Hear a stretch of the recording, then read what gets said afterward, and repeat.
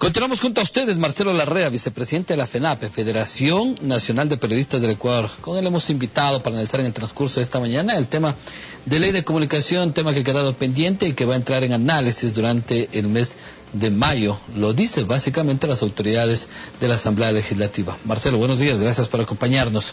Bueno, en la cadena sabatina el presidente se pronunció con respecto justamente a algunos temas, no con respecto a la ley de comunicación, pero sí hizo alusión que se podría estar vetando de alguna u otra manera los proyectos que vayan y que no son bien encaminados de la Asamblea. ¿Cómo está el proyecto de ley de comunicación cuando se habla ya de votar artículo por artículo para tener la posibilidad de cambiar algunos artículos que no vayan o sean coherentes con los que han pedido la oposición?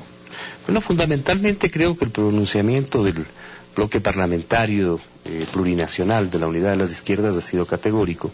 Se va a votar los 127 artículos no. 127 veces se va a decir no. Y evidentemente... Eso evidencia un veto. Si la ley no es aprobada, si no un solo artículo de la ley es aprobado, el presidente no tendrá ninguna posibilidad de vetar el proyecto de ley. Tanto porque este proyecto original es un proyecto violatorio de los derechos de los ecuatorianos a la comunicación, es un proyecto violatorio de la libertad de información, de comunicación, de pensamiento. Es un proyecto que ordena a los periodistas ser obedientes a la Constitución y a la ley y a las resoluciones y decisiones legítimas de las autoridades públicas. Un término que es absolutamente inadecuado, como si los periodistas y los medios de comunicación fueran gente o organismos subalternos a las autoridades. Pero dentro de ese marco, de ese contexto, ¿qué pasa justamente con el sector indígena? El bloque de Pachacuti, justamente cuando hablamos del tema de las frecuencias o el proyecto radioeléctrico justamente que tiene que ver al 34% de la entrega de frecuencias. Son dos temas distintos en el sentido de que la Constitución de Montecristi estableció categóricamente la distribución equitativa del espectro radioeléctrico en tres grandes grupos, el de los medios públicos, que deben ser públicos, no gubernamentales ni correístas, el de los medios privados y el de los medios comunitarios. Y es una reivindicación legítima que ellos han venido planteando y que la van a seguir planteando independientemente de la ley. Ahí están los votos. Y está establecida en la Constitución. Pero el pronunciamiento de los 5 legisladores de Pachacuti y de la Asamblea de Pachacuti que tuvo lugar el viernes de la semana pasada es votar 127 veces no al proyecto. ¿Así es ese artículo también? Inclusive sobre ese artículo, porque ese artículo además está asociado a otros, mediante los cuales el Ejecutivo y la ley norman el funcionamiento de los medios comunitarios violando su independencia y su libertad, lo cual es absolutamente inadmisible.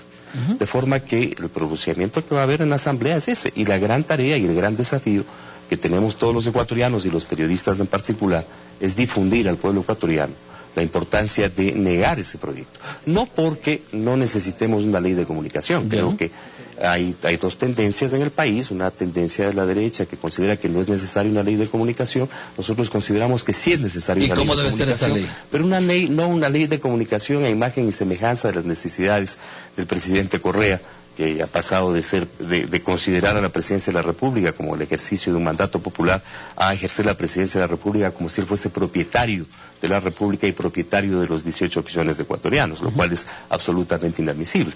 En consecuencia, ese es un proyecto de ley que habrá que discutirlo democráticamente, que habrá que construirlo democráticamente, que tendrá que reivindicar 1, 2 o 3 cosas positivas que constan en este proyecto, como la protección de la producción nacional, por ejemplo, pero que tiene que garantizar el derecho de los ciudadanos ecuatorianos, de las ciudadanas ecuatorianas, a la libertad de pensamiento, de expresión, de información, de comunicación y de cultura. De otra manera, un proyecto de ley que vaya en sentido inverso será derrotado por el pueblo ecuatoriano tarde o temprano. Y la decisión de votar las 127 veces no tiene el efecto de que la ley no sea aprobada, ningún tipo de ley por el Congreso Nacional en el actual contexto, en el que además el presidente, con el veto a la ley orgánica de la función legislativa, está demostrando que atropella la independencia de las funciones del Estado. Marcelo, buenos días, bienvenido. Estamos en nuevo formato, con nueva casa, aquí en RTU. La ley de comunicación como que ha sido una de las más discutidas. 2 años nos han dicho que nos presentaron inicialmente un borrador de ley, luego se invitó a socializar y hemos venido de conversar por más de 2 años. Varios informes se han entregado, varias aspiraciones han sido también entregadas. ¿Qué es lo que ha faltado para que realmente haya una ley de comunicación? No que satisfaga a grupos momentáneamente coyunturales en el ámbito político, sino que realmente el televidente, el ecuatoriano, la ecuatoriana, el ecuatoriano, cómo puede estar mejor informado, cómo acceder con libertad total a los medios de comunicación. ¿Por dónde va el asunto realmente? El problema fundamental es que lejos de construir una ley que garantice el derecho de los ciudadanos a la verdad, se establece una ley que ni siquiera habla de la verdad. No hay una vez que se nombre la palabra verdad en el proyecto de ley. Cuando los periodistas y los medios de información y de comunicación trabajamos fundamentalmente en la búsqueda de la verdad. El periodismo de investigación tiene ese propósito. El periodismo de opinión tiene ese propósito, independientemente de las diferencias de opinión que pueda suscitar un acontecimiento u otro.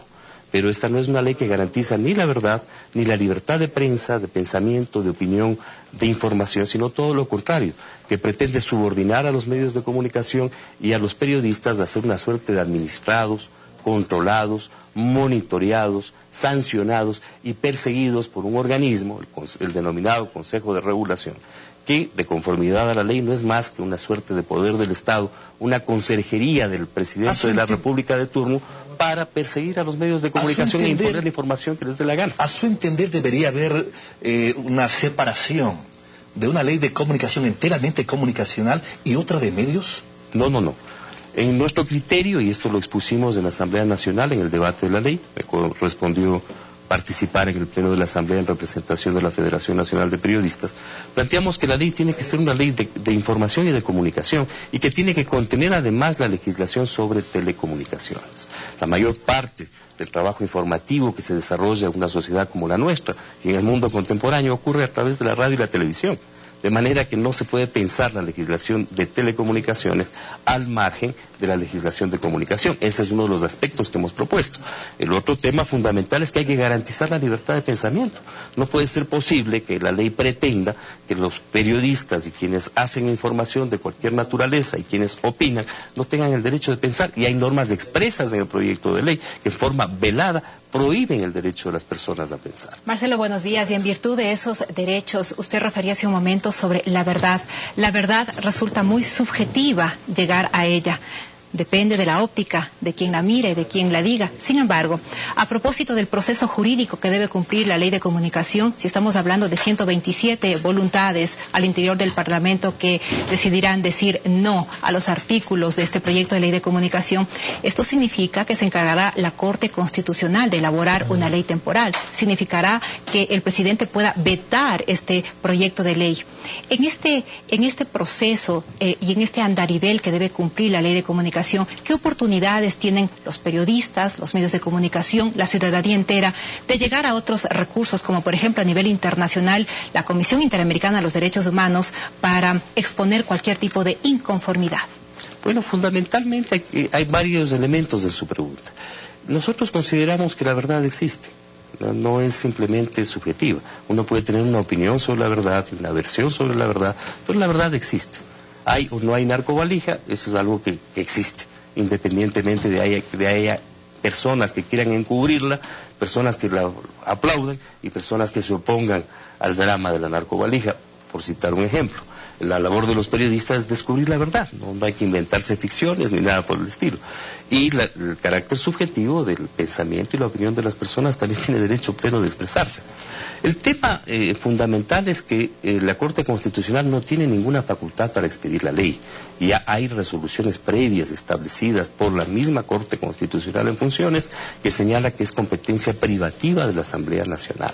Y por lo tanto no es cierto que la Corte Constitucional lo haga. Y si la Corte Constitucional comete ese atropello, evidentemente el pueblo ecuatoriano tarde o temprano condenará ese atropello.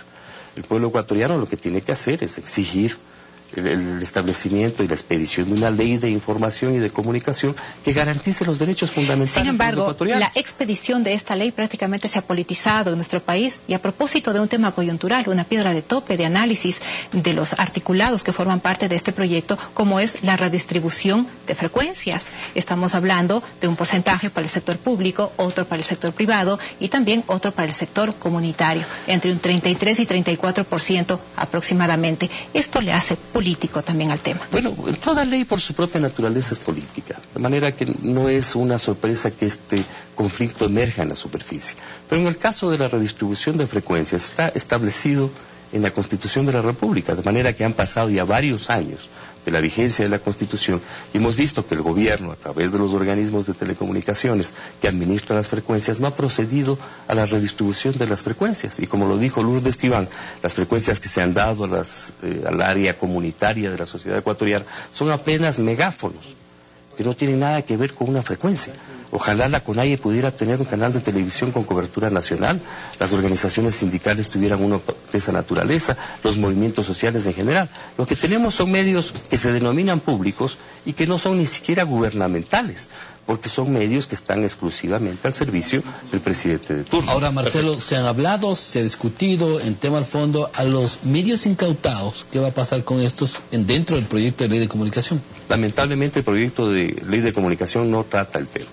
Pero si estos medios deben ser medios públicos, deberían ser normados como en otros países, donde los consejos editoriales de los medios tienen la representación de todos los partidos políticos que existen en una sociedad, no exclusivamente del presidente de la República y de periodistas al servicio de lo que la presidencia de la República ordena que se informe, porque esa no es la forma de construir un medio público. Están construyendo un medio del hiperpresidencialismo, un medio del correísmo, que no tiene nada que ver con la democratización de la comunicación. Ahora, ¿qué van a hacer, Marcelo? Bueno, ya el tiempo ha pasado, había entrado el mes de mayo. ¿Cómo están las coyunturas al interior de la Asamblea? Yo creo que es muy importante, en primer lugar, que el pueblo ecuatoriano tenga plena conciencia de que esta ley, en lugar de democratizar la comunicación, lo que pretende es regular la comunicación.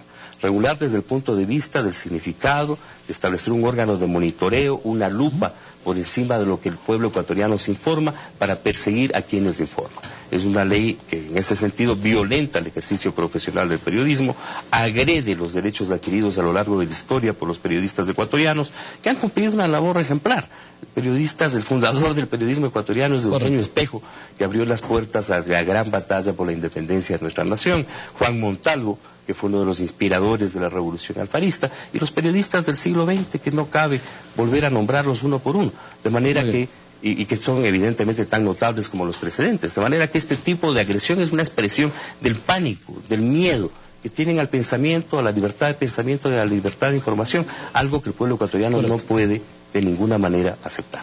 Muy bien, quiero agradecer la presencia de Marcelo Larrea, vicepresidente de la FENAPE, Federación Nacional de Periodistas del Ecuador.